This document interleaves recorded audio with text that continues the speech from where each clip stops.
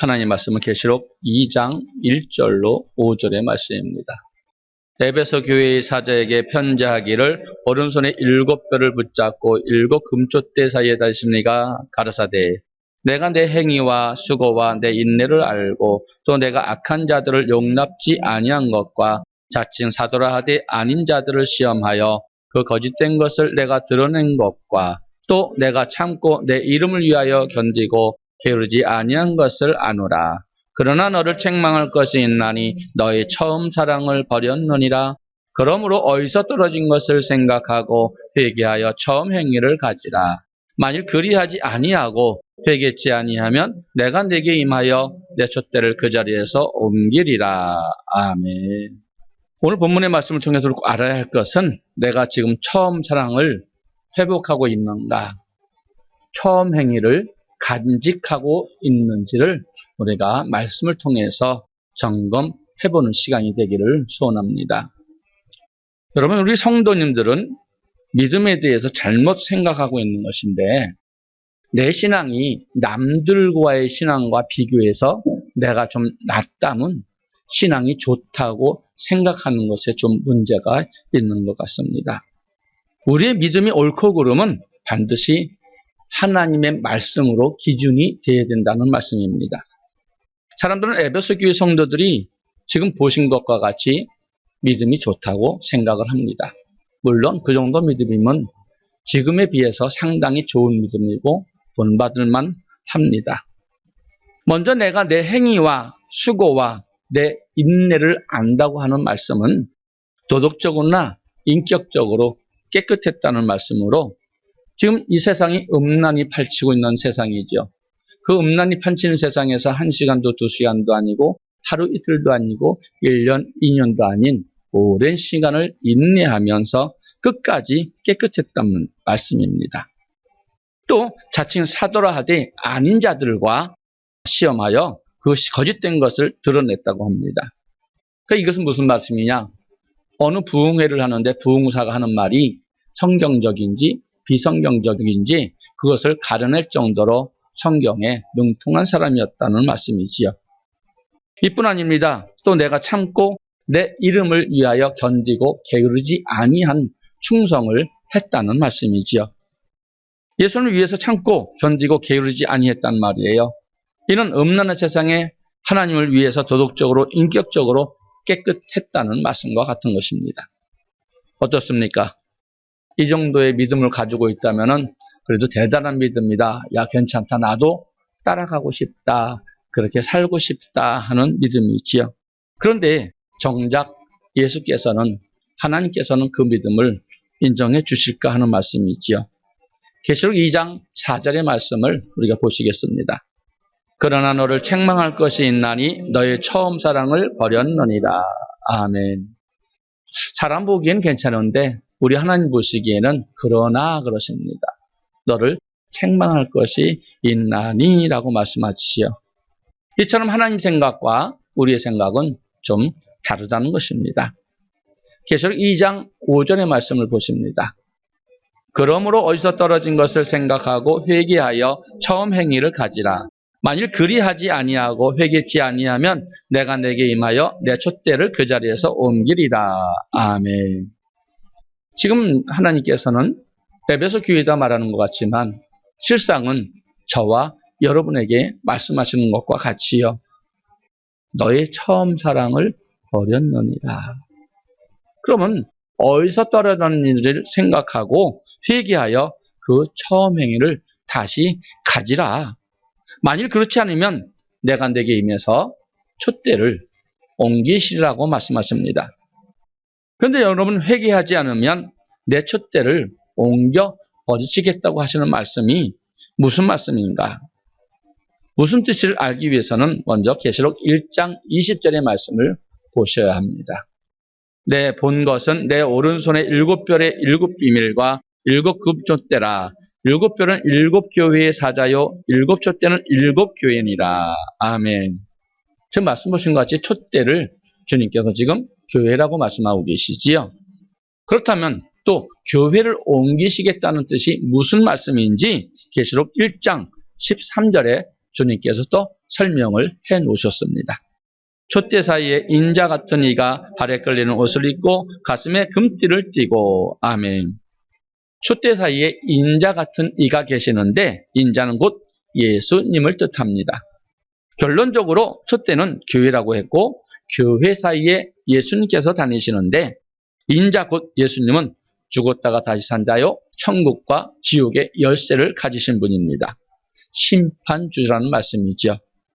그러므로 촛대를 옮긴다는 것은 교회를 옮긴다는 뜻이며 교회를 옮긴다는 것은 예수님께서 교회를 떠나버리시겠다는 말씀이에요.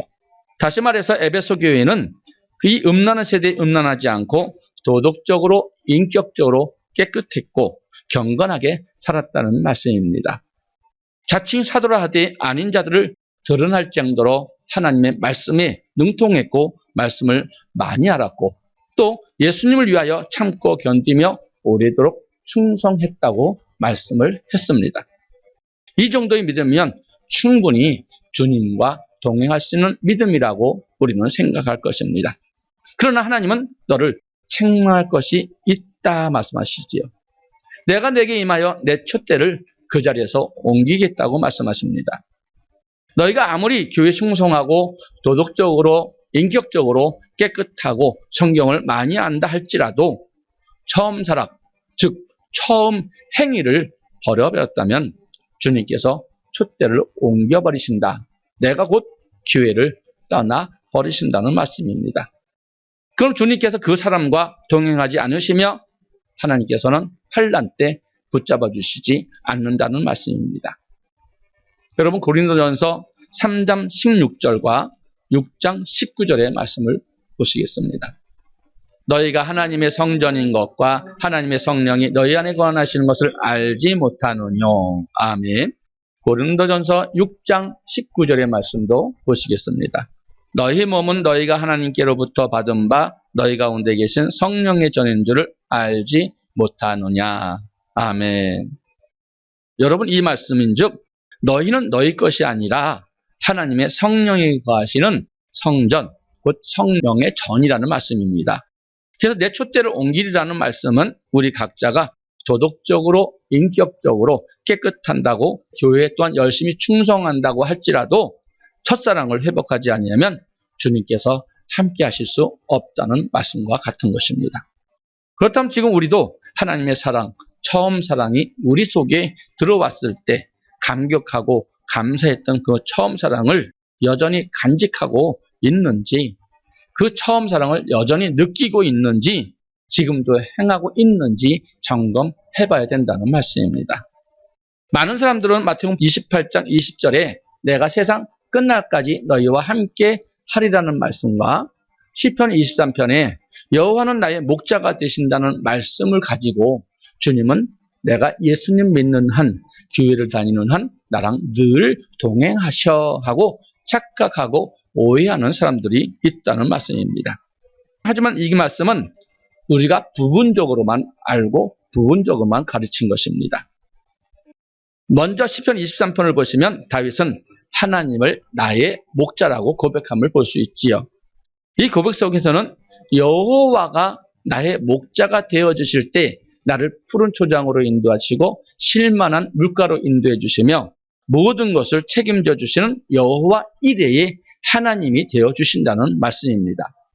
그리고 내가 여호와의 집에 영원히 거하리로다는 말씀은 내가 말씀에 순종함으로 나의 목자가 주님이 되어주실 때만이 하나님께 친히 우리를 영원한 천국으로 인도해 주신다는 말씀입니다. 그렇다면 하나님은 어떻게 할 때 우리의 목자가 되어 동행해 주실까요? 에베소 교회에서 하나님은 처음 사랑과 처음 행위를 잊어버린 사람에게 떠나신다고 말씀하셨지요. 바꾸어 말해서 우리가 처음 사랑이 어디서 떨어진 것을 생각하고 회개하고 하나님의 사랑을 잊지 않고 처음 행위를 가져서 하나님 말씀대로 순종하며 사는 삶을 살아간다면 우리의 목자가 되어 우리와 동행해 주시고 시편 23편의 복을 주시겠다는 말씀입니다. 정말 그런지 다윗의 일생을 보게 되면 여호와는 나의 목자라고 고백한 그도 처음 행위를 가지지 못하고 범죄했을 때 그는 자기의 심령의 상태를 시편 32편과 시편 51편에서 이렇게 고백하는 걸 볼 수 있습니다. 시편 32편 1절로 4절의 말씀을 먼저 보시겠습니다. 허물의 사함을 얻고 그 죄의 가리움을 받는 자는 복이 있도다. 마음에 간사가 없고 여호와께 정죄를 당치 않는 자는 복이 있도다. 내가 토설지 아니할 때 종일 신음함으로 내 뼈가 새하였도다. 그의 손이 주야로 나를 누르시오니 내 진액이 화하여 여름 가뭄에 마름같이 되었나이다. 셀라. 아멘. 여러분, 다윗은 어릴 때부터 하나님의 말씀을 받고 하나님 말씀대로 살기를 원했고 또한 전능의 하나님을 의뢰하고 신뢰한 사람이었습니다. 그렇지만 자기가 살인을 하고 범죄를 졌을 때 여호와의 신이 자기를 떠나버렸다고 고백하고 있지요. 그때 다윗은 얼마나 고통스러웠는지 종일 신음함으로 내 뼈가 상하였고 그뿐 아니라 주의 손이 나를 짓누름으로 말미암아 내 영혼이 기름 짜듯이 영혼이 마치 명태와 같이 말라버렸다고 고백합니다. 그러면서 내 영혼이 사망의 음침한 골짜기로 헤매고 있었다고 표현하는 것을 볼 수 있지요. 여러분, 이 고백을 할 때까지 다윗은 육적으로 여전히 왕 중의 왕이었고 부를 누리고 사는 사람이었습니다. 따라서 시편 32편은 다윗의 육체를 고통 주는 것이 아니라 하나님께서는 범죄한 영혼에게 하나님께서는 고통을 준다는 것을 표현한 말씀이지요.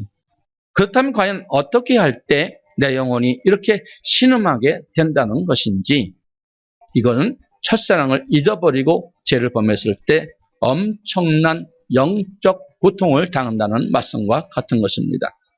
그리고 여러분, 이것을 조금 더 자세히 기록한 것이 시편 51편에 기록하고 있지요. 시편 51편은 다윗이 밧세바를 범하고 그 남편 우리아를 죽인 다음에 나단이 다윗을 책망하는 말씀입니다. 그 중에 시편 51편 11절로 12절의 말씀을 보시면 우리가 어떻게 해야 될까 감히 짐작할 수 있을 것입니다. 나를 주 앞에서 쫓아내지 마시며 주의 성신을 내게서 거두지 마소서. 주의 구원의 즐거움을 내게 회복시키시고 자원하는 심령을 주사 나를 붙드소서. 아멘. 나를 주 앞에서 쫓아내지 마시며 라고 고백을 합니다. 다윗이 하나님 말씀에 순종하며 계속 사랑하는 삶을 살아갈 때에는 하나님과 함께 하셔서 나의 목자가 된다고 고백했지만 그 첫사랑을 잊어버리고 이웃에게 악을 행했을 때에는 주님 앞에서 쫓겨남을 당하게 되었다는 말씀입니다. 그리고 주의 성신을 내게서 거두지 마옵소서 하는 말씀은 이는 그가 주님 앞에 범죄하며 첫사랑을 잊어버렸을 때에는 그가 주 앞에서 쫓겨나게 될 뿐만 아니라 하나님께서 주의 성신을 그에게서 거두어 가셨다는 말씀입니다. 이뿐이 아니지요. 주의 구원의 즐거움을 내게 회복시켜달라고 말합니다. 이는 구원의 즐거움이 사라져버리므로 처음 주를 만났을 때 나를 구원하신 하나님의 은혜에 감사하고 감격하며 흘렸던 그 눈물이 메말랐다는 말씀입니다. 지금 우리는 여전히 무엇을 하다가도 구원받았다는 그 하나님의 은혜를 생각하면 얼마나 감격이 되고 있습니까? 만일 이런 마음이 저와 여러분 속에 없다면 저와 여러분은 첫사랑을 잊어버린 것입니다. 그리고 자원하는 심령을 주사 나를 붙드소서. 처음 주를 만났을 때에는 성전을 건축한다고 말했을 때 우리는 기뻐 성전을 건축하자고 말을 했고 교회가 좋습니다. 교회를 어떻게 하면 이전할까요? 하며 먼저 교회를 위해서 우리가 솔선수범한 일이 있었을 것입니다. 또 11조를 드리라고 말을 안 해도 우리는 11조를 마음껏 힘껏 드린 일이 있었을 것이며 이웃을 사랑하기 전에 먼저 사랑했을 것이며 꼿꼿이 하라고 하기 전에 스스로 꼿꼿이 할 것이 없나 찾아보는 사람들이었지요. 또 그뿐 아닙니다. 성전 청소하기 전에 먼저 자원하여서 성전을 청소한 사람들이었습니다. 그런데 지금은 어떻습니까?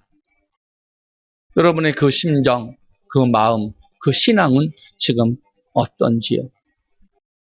그 마음이 지금도 여전히 여러분 속에 있습니까?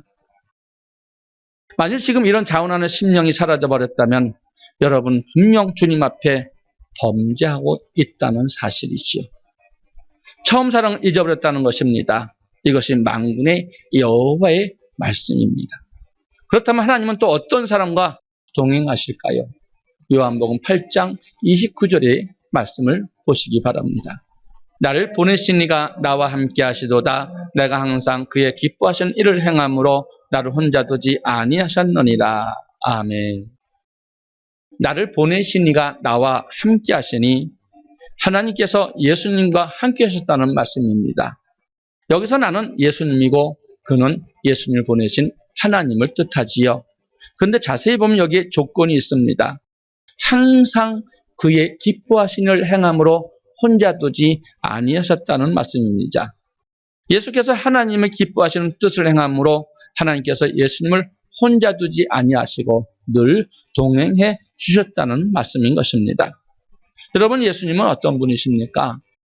그는 근본 하나님의 본체시요 하나님과 동등된 분이신 줄 여러분 믿으시기 바랍니다. 그 예수님도 하나님의 기뻐하심을 행하실 때에 하나님께서 동행하실 수 있었다면 저와 여러분 물어볼 필요도 없겠지요. 많은 사람들은 막연하게 하나님께서 늘 내가 교회 다니니까 예수님 믿으니까 동행한다고 생각을 하고 있습니다. 하지만 하나님의 마음에 합한 자 다윗도 하나님 앞에 범죄했을 때는 하나님과 동행함을 느끼지 못했고 하나님의 본체이신 예수님도 하나님의 기뻐하신 일을 행할 때 비로소 하나님께서 함께 하셨다고 고백한 것을 우리는 알고 있습니다. 그러므로 우리에게 우선순위는 지금 내가 처한 형편이 문제가 아닙니다. 지금 내게 첫사랑이 있는지 없는지 자신을 돌아봐야 된다는 것입니다. 여러분, 이 첫사랑을 회복하지 않는다면 절대로 시편 23편의 복을 우리는 받아 누릴 수 없습니다.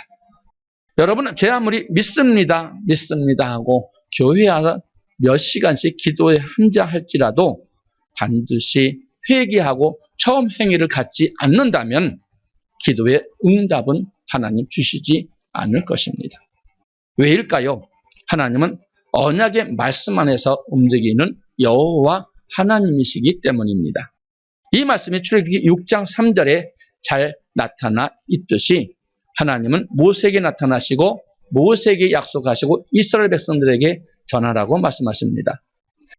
출애굽기 6장 3절의 말씀을 보시겠습니다.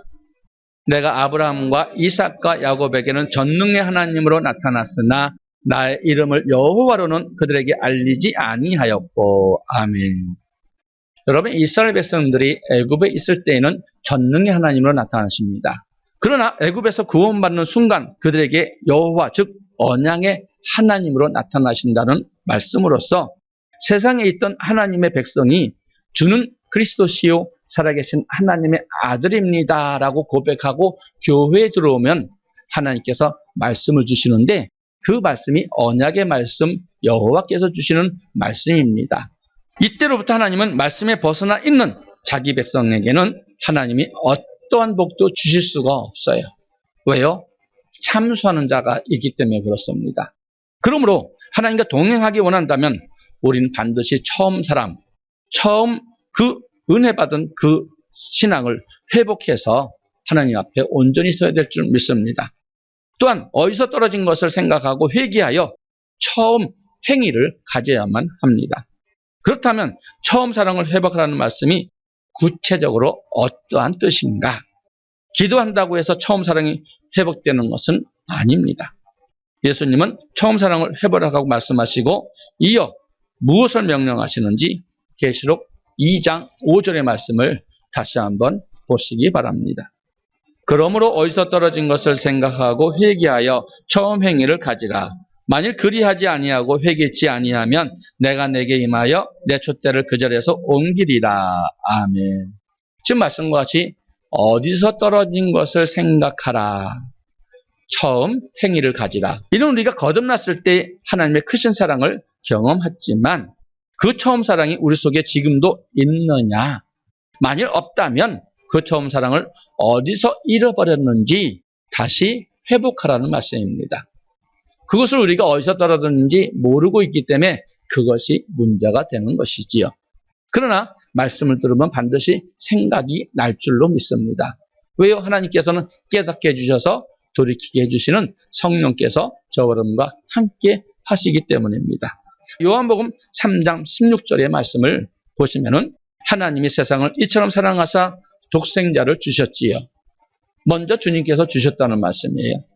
요한복음 15장 16절에 너희가 나를 택한 것이 아니요 내가 너희를 택하여 세웠다고 말씀하십니다. 또 고린도전서 12장 3절에서 성령이 아니고는 예수님을 주라 할 수 없다고 말씀하십니다. 또 마태복음 16장 16절로 18절에서는 주는 그리스도시요 살아계신 하나님의 아들입니다 라고 베드로는 고백해 예수님은 바요나 시몬아 내가 복이 있도다. 이것을 내게 알게 하니는 내 혈육이 아니요 하나님 아버지시라고 말씀하시는 것을 우리는 많이 보았습니다. 이처럼 우리가 하나님을 먼저 찾은 것이 아니라 하나님께서 우리를 먼저 찾아오셨고 우리가 잘나고 똑똑해서 예수님을 살아계신 하나님의 아들 그리스도로 고백한 것이 아니라 하나님의 전적인 은혜로 고백하고 하나님을 만났다는 말씀입니다. 바로 이때부터 거듭난 사람은 누구나 예수님을 사랑한다고 말을 하고 고백하게 되어 있지요. 예수님을 사랑하지 않는 사람 손들어 보세요 하고 예수님 믿는 사람한테 얘기하면 손들 사람이 있겠습니까? 그러므로 처음 사랑을 회복하라는 것은 결국 예수님의 사랑이 내 안에 들어왔을 때 가졌던 처음 행위를 회복하라는 뜻인 것입니다. 그렇다면 예수님을 사랑하는 것이 구체적으로 어떻게 사랑하라고 우리에게 명령하신 말씀이 성경에 다 기록되어 있습니다. 하나님의 말씀은 완벽하지요. 정확무하며 전혀 오류가 없는 말씀입니다. 그러므로 우리는 성경을 해석할 때 내 생각으로 막연하게 생각하고 그대로 하면 안 됩니다. 하나님은 어떻게 하는 것이 예수님을 사랑하는 것이며 예수님을 사랑하는 것이 또한 무엇인지 성경에 정확하게 기록해 놓으셨기 때문입니다. 그러면 첫째로 무엇이 예수님을 사랑하는 것인가? 교회를 사랑하는 것입니다. 예수님은 자신의 몸을 깨뜨려 교회를 세우셨지요. 에베소서 1장 23절에 교회는 예수님의 몸이요. 골로새서 1장 18절에서 예수님의 몸인 교회의 머리라고 말씀하신 것을 우리는 익히 알고 있습니다. 또 하나님은 그 이름을 어디에 두시다고 말씀하셨습니까? 열왕기상 8장 16절의 말씀을 보시기 바랍니다. 내가 내 백성 이스라엘 애굽에서 인도해낸 날부터 내 이름을 둘 만한 집을 건축하기 위하여. 아멘. 열왕기상 8장 29절의 말씀도 보시겠습니다. 주께서 전에 말씀하시기를 내 이름이 거기 있으라 하신 곳 이 전을 향하여. 아멘. 이 전, 교회를 하나님께서 이름을 두셨다고 말씀하고 있습니다. 열왕기상 9장 3절의 말씀도 보시겠습니다. 저에게 이르시되 내가 내 앞에서 기도하며 간구함을 때가 들었은즉 내가 너의 거룩한 이 전을 거룩하게 구별하여 나의 이름을 영력히 그곳에 두며 나의 눈과 나의 마음이 항상 거기 있으리니. 아멘. 그렇다면 여러분 지금 말씀하시는 이 이름은 무엇을 말합니까? 사무엘하 6장 2절에 보시면은 여호와 이름이 무엇인지를 우리에게 또 정확하게 하나님께서 설명해 놓으셨습니다. 사무엘하 6장 2절의 말씀을 같이 합독하시겠습니다.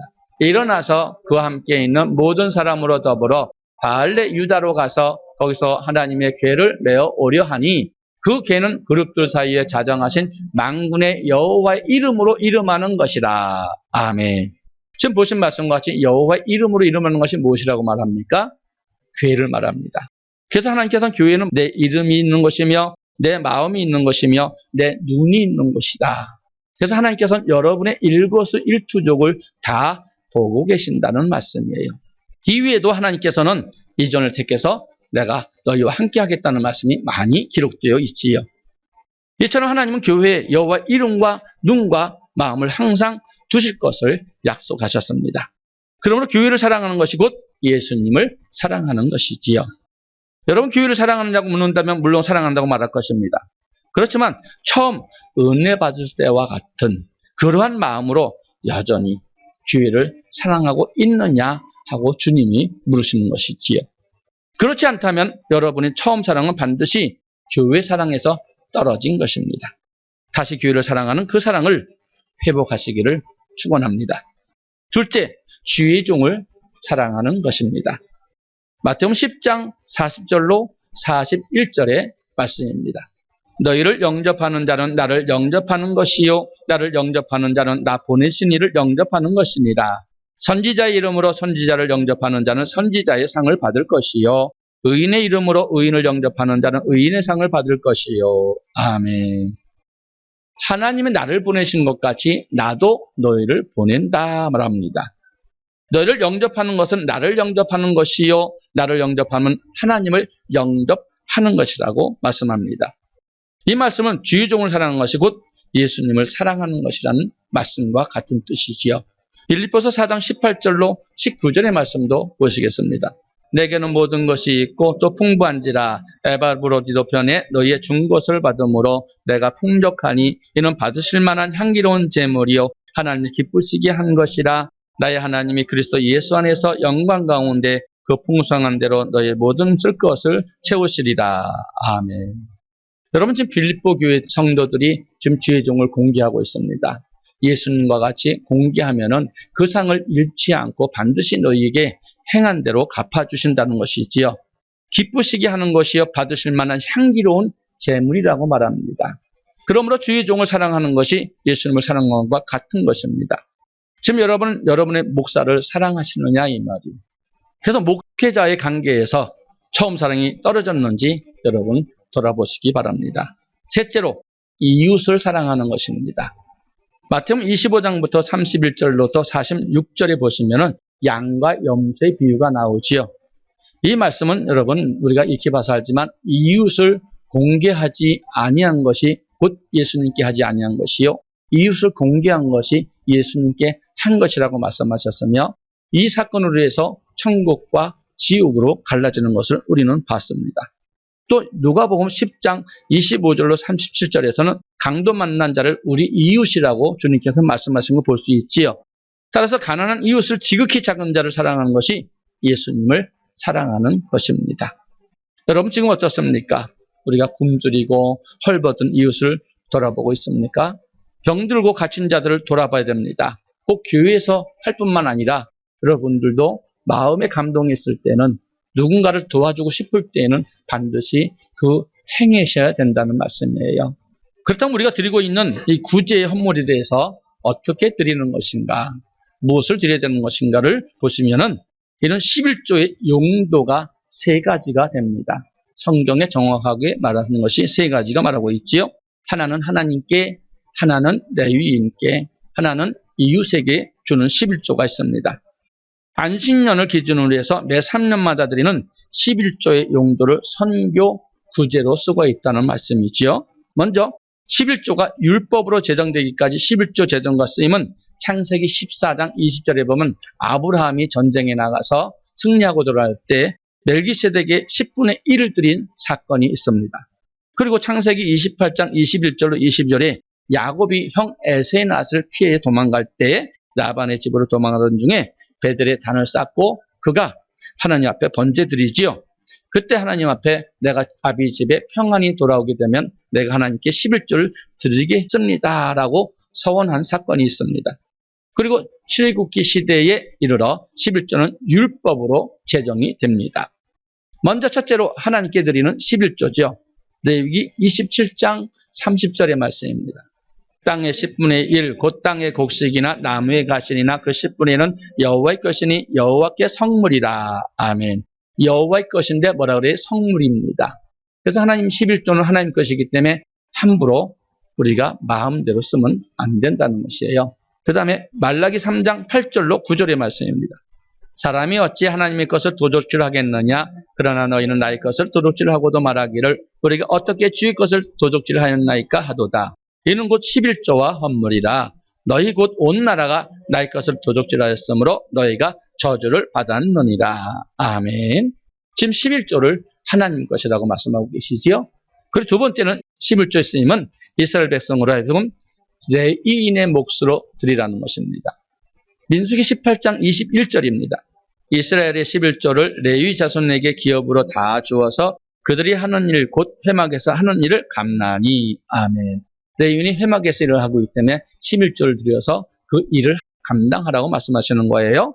민수기 18장 24절의 말씀입니다. 이스라엘 자손이 여호와께 거제로 드리는 11조를 레위인에게 기업으로 준 거로 내가 그들에 대하여 말하기를 이스라엘 자손 중에 기업이 없을 것이라 하였노라. 아멘. 그래서 레위인이 여러분이 기업이었습니다. 11조를 레위인에게 주라는 것이었어요. 그렇지만 신약시대에는 그렇지 않고 있습니다. 세 번째로 제사장의 몫으로 레위인이 받습니다. 그 레위인이 받은 것을 제사장에 드리는 것이 거제물인데 레위인이 드린 11조의 11조를 거둬서 또 제사장에게 주었어요.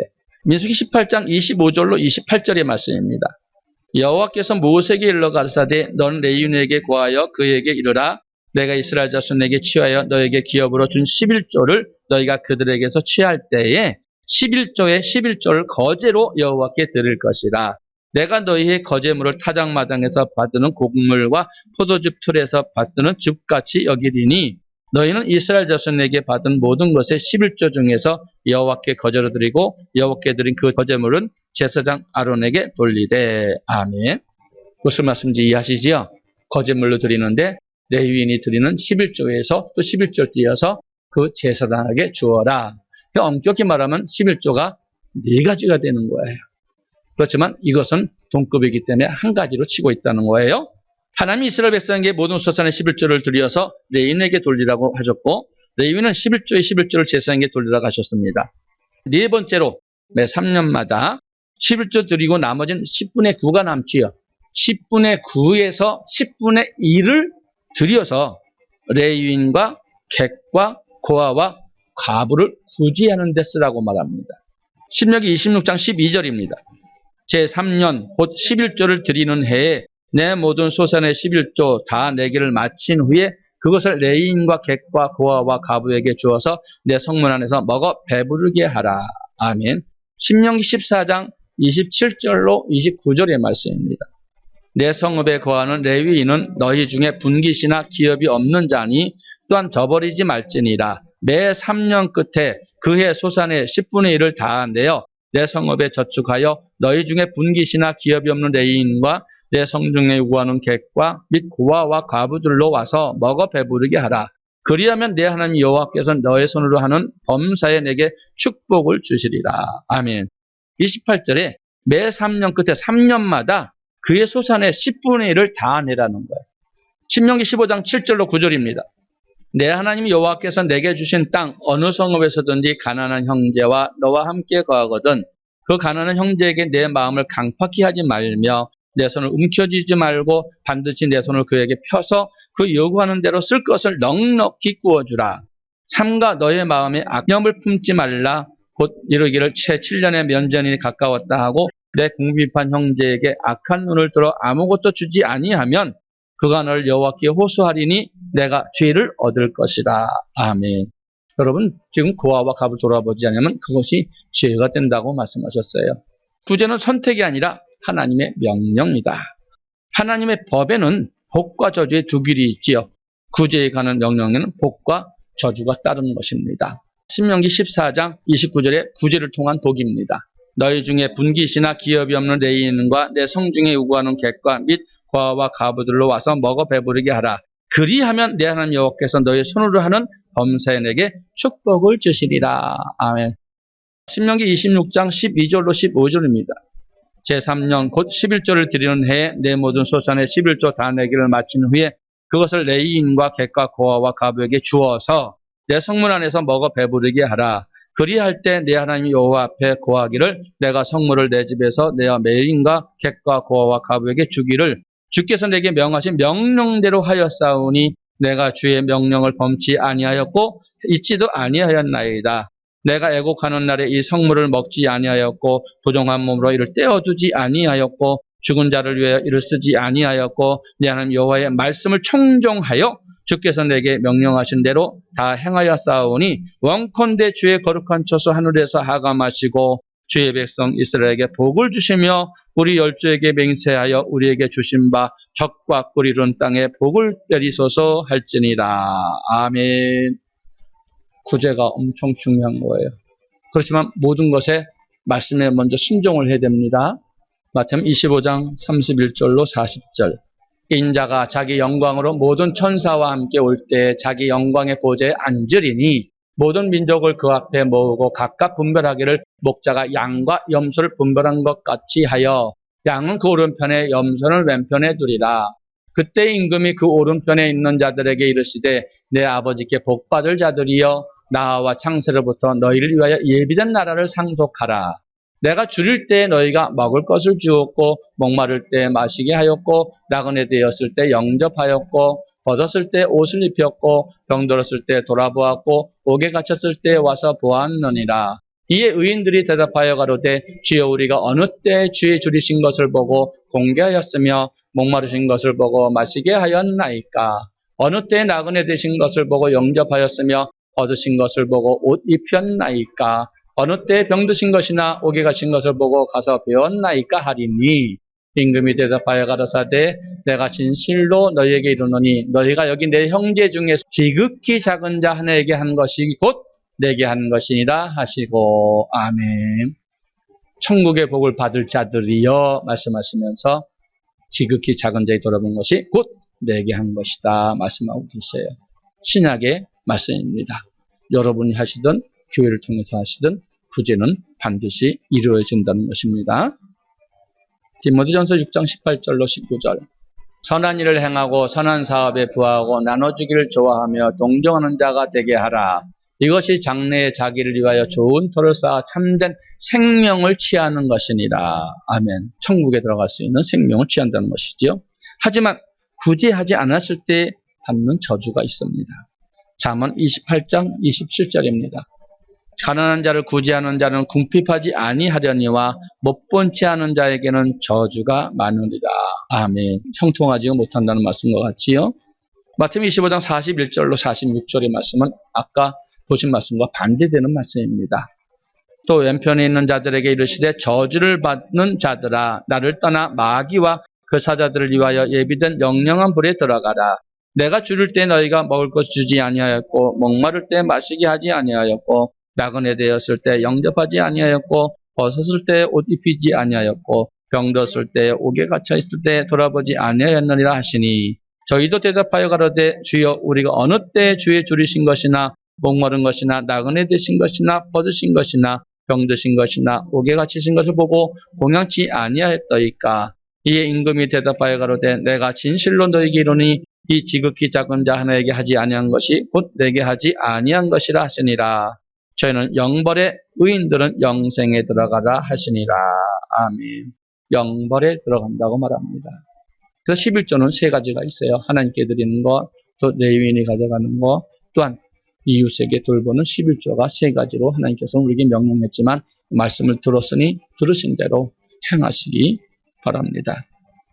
마태복음 19장 16절 보면 어느 분야 청년이 나옵니다. 자기 생각으로 하면 안 돼요. 주님께 묻지요? 왜 묻습니까?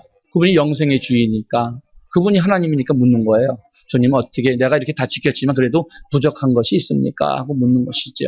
근데 주님이 그래요. 내가 너를 사랑하니까 말한다. 네 것을 다 팔아서 다 나눠주고 나를 쫓으라. 그만큼 영생길이 좋다는 거예요. 영원히 천국 가기를 소원하고 거기에 여러분이 모든 초점이 맞춰야 될 줄 믿습니다. 나의 처음 사랑이 지금 어디서 떨어진 것을 생각하라는 거야. 우리 몸으로 하는 법에서 떨어졌는지 물질의 법에서 떨어졌는지 내가 좀 어느 곳에서 떨어졌는지 말씀을 줄 때 그 행동으로 옮기라는 거예요. 그래서 반드시 회개는 말씀으로 돌이키는 것이에요. 그렇게 했을 때 하나님께서 아까 말씀하신 같이 여러분에게 형통한 복을 주시며 반드시 천국의 복을 주실 줄 믿습니다.